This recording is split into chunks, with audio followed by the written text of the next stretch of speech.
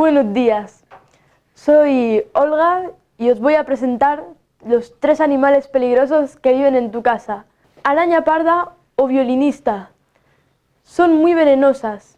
Se suelen esconder detrás de los cuadros o entre tu ropa. Segundo, araña de color café.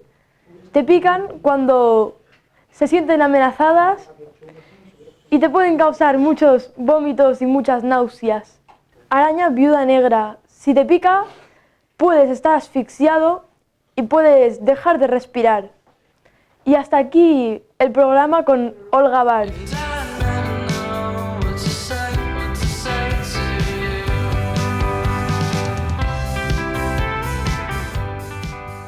Si te pica, puedes dejar de respirar y puedes perder la parte donde te ha picado. ¿Cómo se perder la parte donde te ha picado? ¿Pero qué dices?